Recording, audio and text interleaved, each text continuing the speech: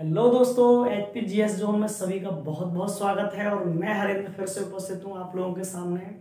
मित्रों, आज हम ज्योग्राफी में जो टॉपिक पढ़ने वाले हैं वो है आपका दक्षिणी अमेरिका।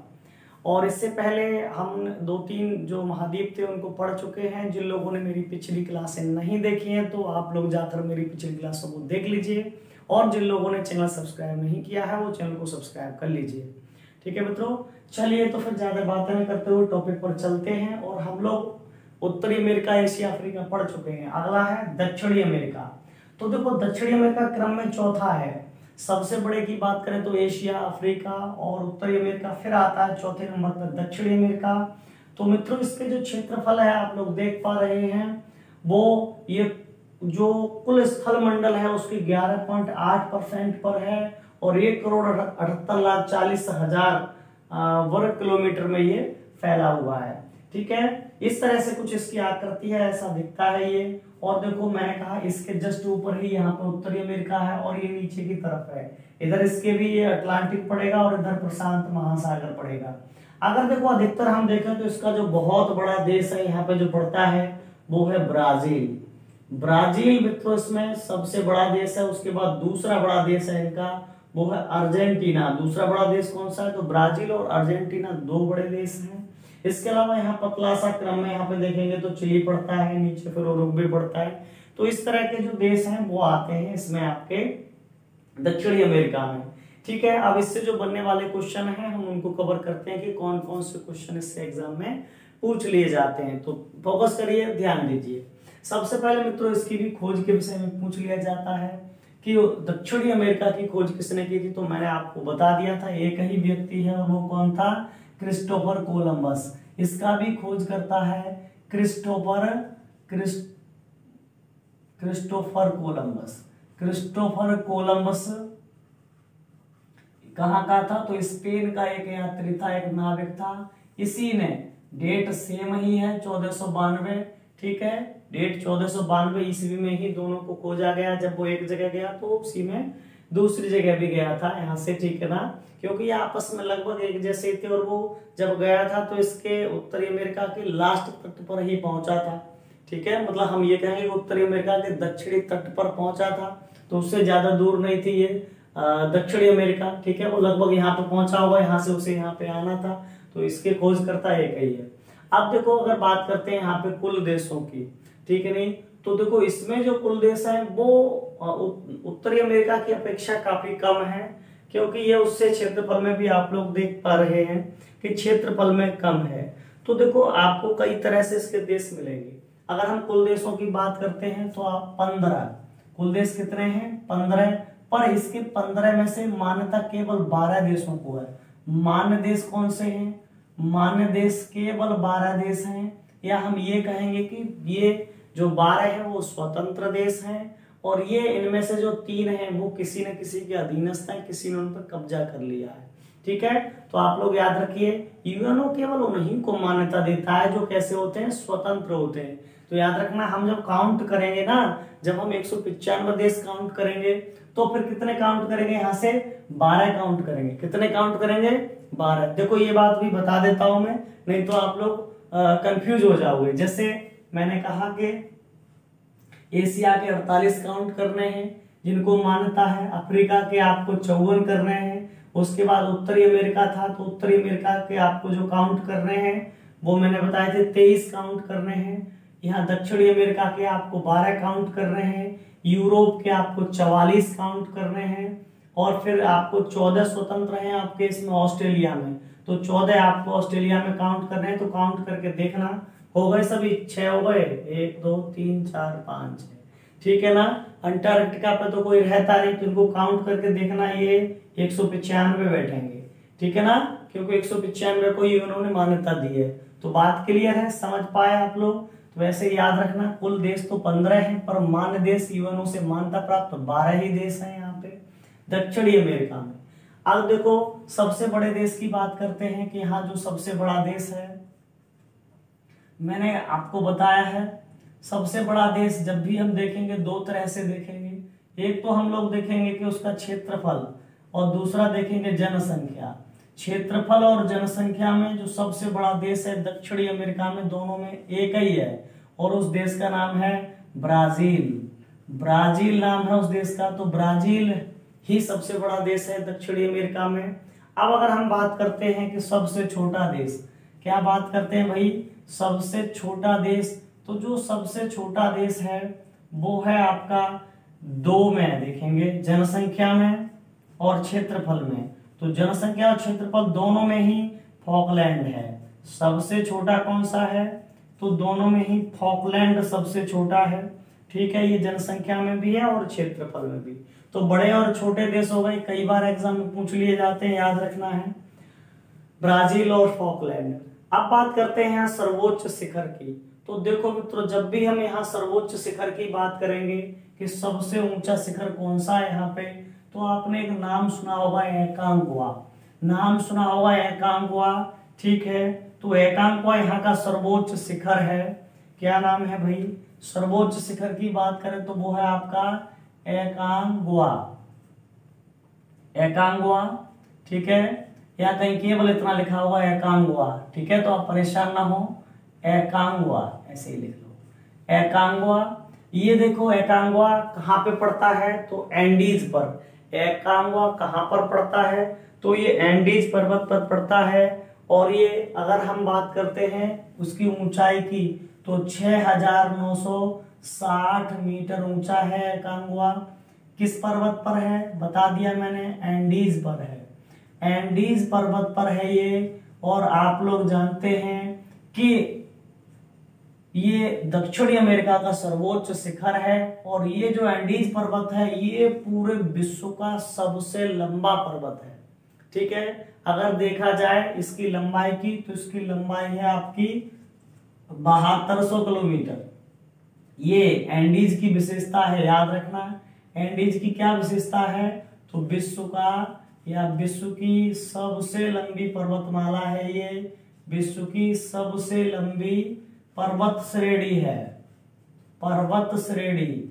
विश्व की सबसे लंबी पर्वत श्रेणी कौन सी है, एंडीज पर्वत श्रेणी है, जो दक्षिणी अमेरिका महाद्वीप में है, 7200 किलोमीटर में फैली हुई है, जिसका सर्वोच्च शिखर है एकांगुआ, जो दक्षिणी अमेरिका का भी सर्वोच्च शिखर है। बात क्लियर है आपको। और देखो इससे संबंधित और भी पॉइंट हैं, कई एक बन जाते हैं कि एंडीज पर्वत पर एक मतलब ज्वालामुखी भी है, कई एक। आपने एक ज्वालामुखी का नाम सुना होगा, ओजस डेल सलाडो। तो ओजस डेल सलाडो ज्वालामुखी भी एंडीज पर ही है। क्या नाम है उसका, ओजस डेल सलाडो। ओजस डेल सलाडो जो ज्वालामुखी है ये एक सक्रिय ज्वालामुखी है। इसके अलावा ओजस डेल सलाडो एक पर्वत भी है यहीं पे। ठीक है ना, तो वो इसके उद्गार से ही बना है। तो याद रखना मित्रों, ये एंडीज पर्वत पर ही है। कई बार इससे क्वेश्चन बना हुआ है। अगला देखो, अब बात करते हैं नदी। तो नदी देखो, अगर हम नदी की बात करें तो यहाँ पे विश्व की दूसरी सबसे लंबी नदी और सबसे बड़ी नदी, विश्व की सबसे बड़ी नदी और दूसरी सबसे लंबी नदी स्थित है। उसका नाम है आपका, आपने सुना होगा अमेजन, अमेजन नदी। ये अमेजन नदी जो है, अगर हम इसकी लंबाई की बात करें तो कहीं कहीं आपको 62-92 इसकी लंबाई मिल जाएगी, पर बहुत सी जगह इसकी लंबाई मिलती है आपको 6400 किलोमीटर। नेट से भी आपको यही मिलेगी। ठीक है, 6400 किलोमीटर। इनकी लंबाइयों में क्या है, विषमता रहती है, क्योंकि उनको नापा तो नहीं जा सकता, एक अनुमान मात्र होता है। ठीक है, वो मैंने आपको पहले ही बताया कि कैसे इनकी लंबाइयों को मापा जाता है। तो अमेजन जो नदी है 6400 किलोमीटर लंबी है, जो विश्व की दूसरी सबसे लंबी है नील नदी के बाद।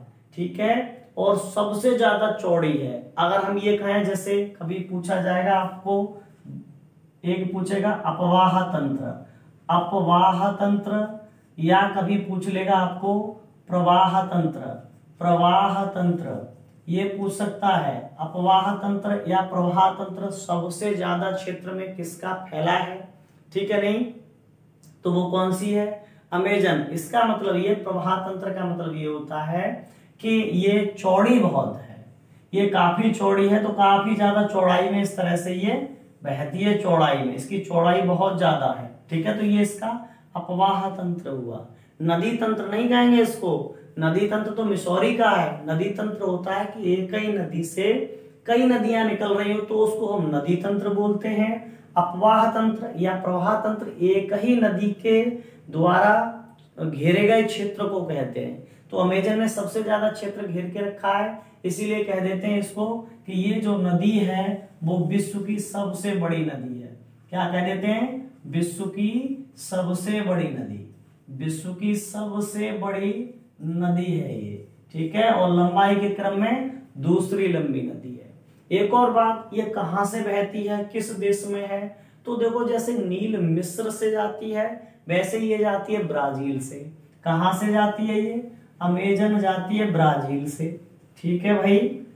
ये देश कभी पूछ लिया जाए तो याद रखना, देश है ब्राजील। ये ब्राजील से जाती है। और एक और बात, इसी के किनारे पर जो है अमेजन के किनारे पर ही बहुत घने सघन वृक्ष हैं जिनको आप वन में पढ़ेंगे। वो क्या है आपको? अमेजन के वन। क्या कहलाते हैं वो वन? तो अमेजन के वन कहलाते हैं, ठीक है ना। इसके अलावा इसी के छिछले पानी में, अमेजन के छिछले जल में, छिछले जल, ये छिछला जल क्या होता है? तो छिछला जल होता है, ऐसे देखो, यहां समझो।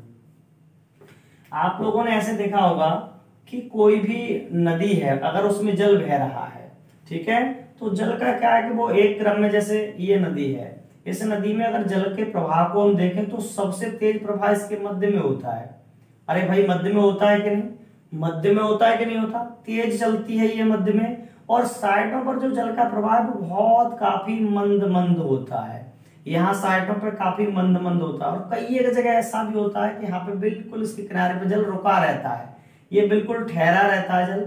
तो हम ये कहेंगे कि जो नदियों के किनारे पर रुका हुआ जल है उसे क्या कहते हैं? छिछला जल कहते हैं। नदियों के किनारों पर जो रुका हुआ जल होता है क्या कहलाता है?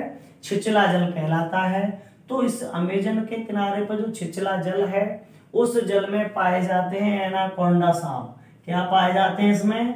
एनाकोंडा।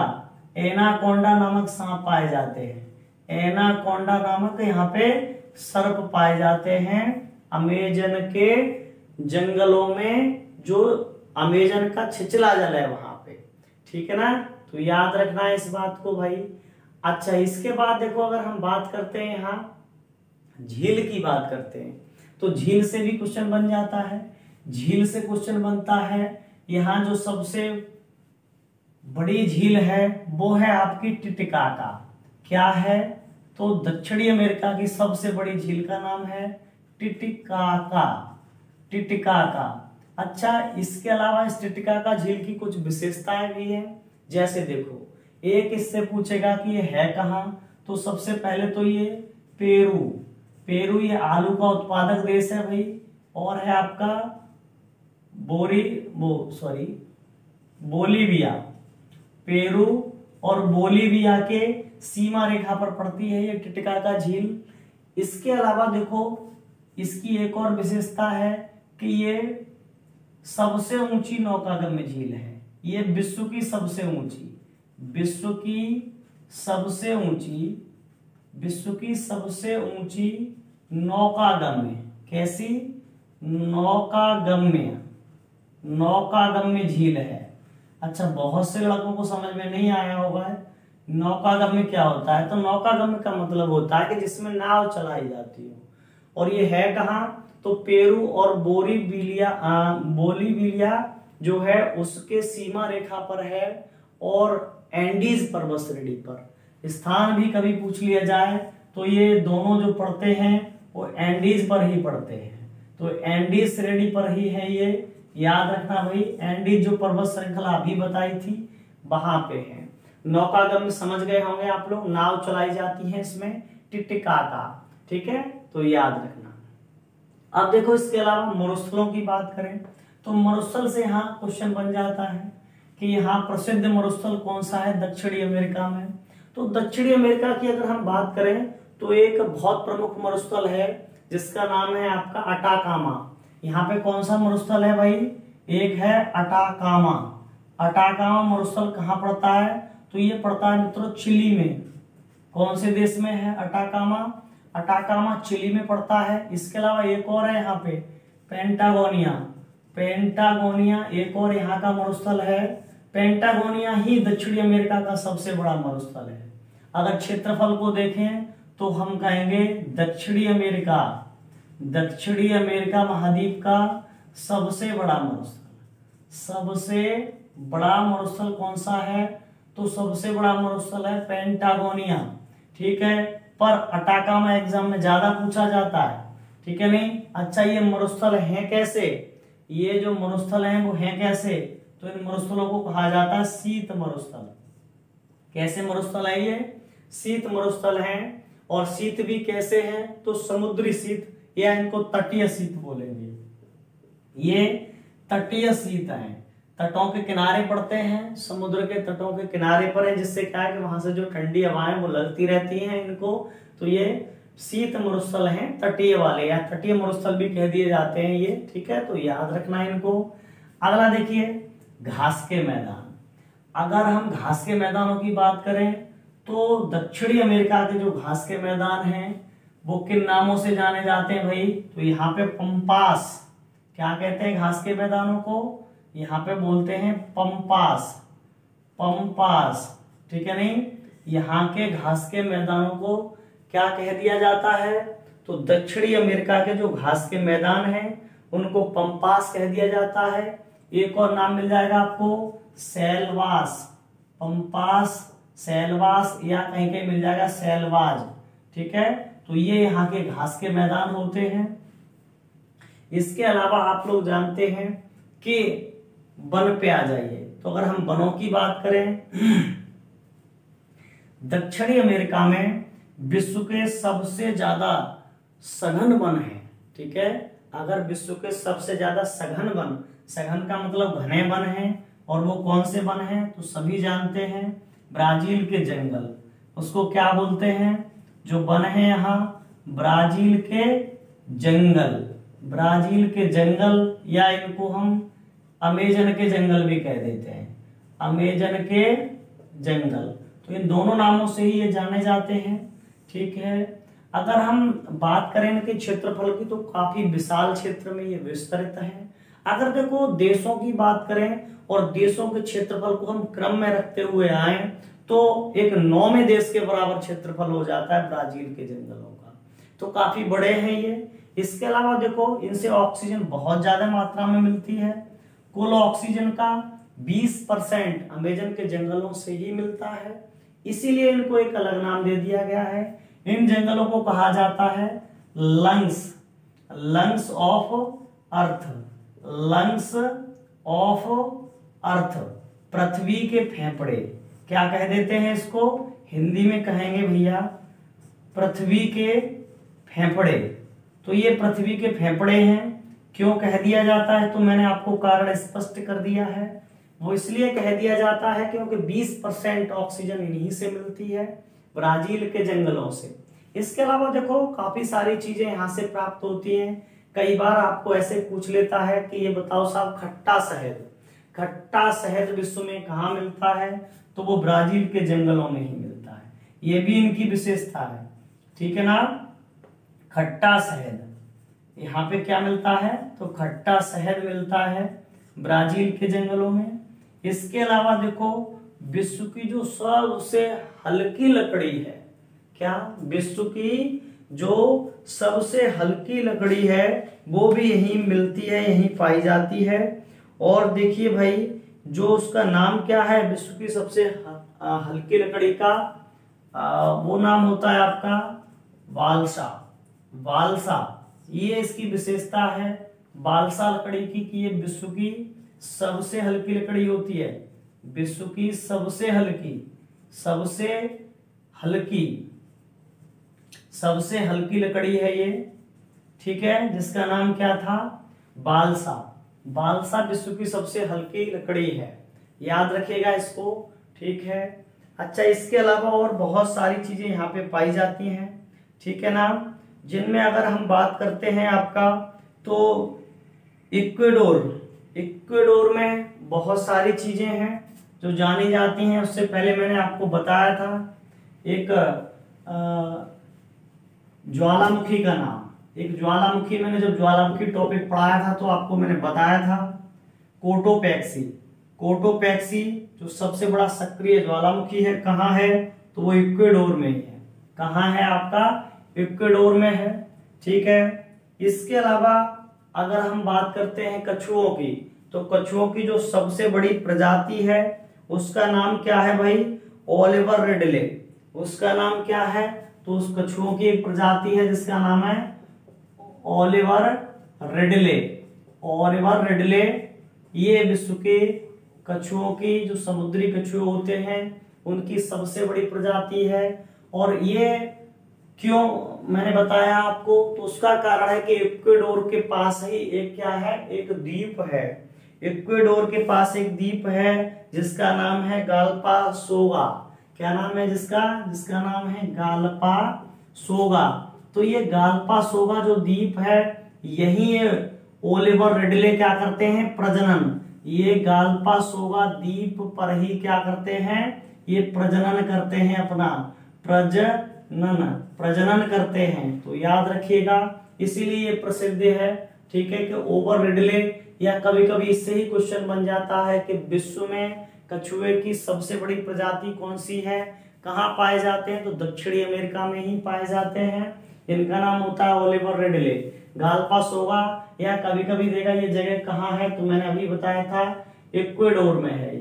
ये जगह कहाँ पड़ती है, तो ये जगह पड़ती है आपका इक्वेडोर में, ठीक है।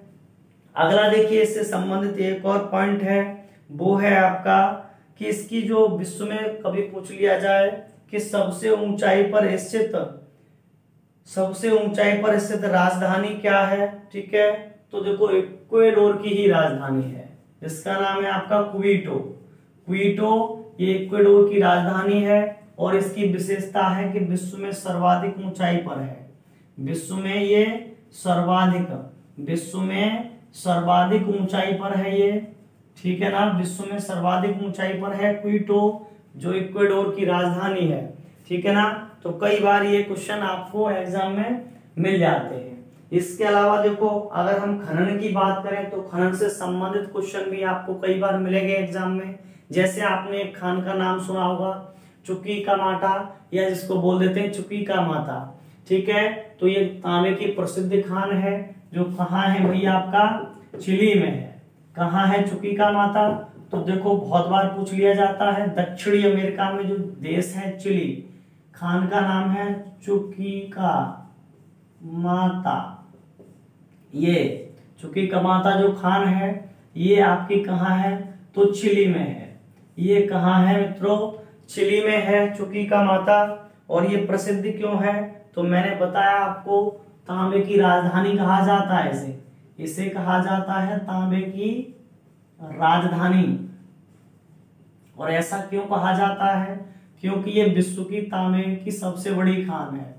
विश्व की तांबे की सबसे बड़ी खान है, ठीक है, याद रखना, कई बार आपको पूछ लिया जाता है। अच्छा, इसके अलावा चिली क्यों प्रसिद्ध है वो और जानो। देखो, चिली नाइट्रेट भी चिली में सबसे ज्यादा होता है, ठीक है। तो नाइट्रेट वही जो नाइट्रोजन से बनता है, मतलब हम ये उर्वरक में इसका इस्तेमाल करते हैं। तो याद रखना, चिली नाइट्रेट उत्पादक भी है। चिली विश्व में नाइट्रेट का सबसे बड़ा उत्पादक भी है। नाइट्रेट का सबसे बड़ा उत्पादक भी है, ठीक है। तो याद रखना, तांबा और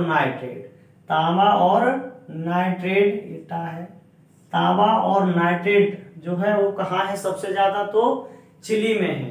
तांबा और नाइट्रेट चिली में है। इसके अलावा एक और है आपकी, आपने नाम सुना होगा, मैग्नीज की खान है, जिसका नाम है अमापा। और ये जो अमापा खान है वो कहाँ है आपकी, तो जानते होंगे ब्राजील में है। अमापा जो खान है ब्राजील में है।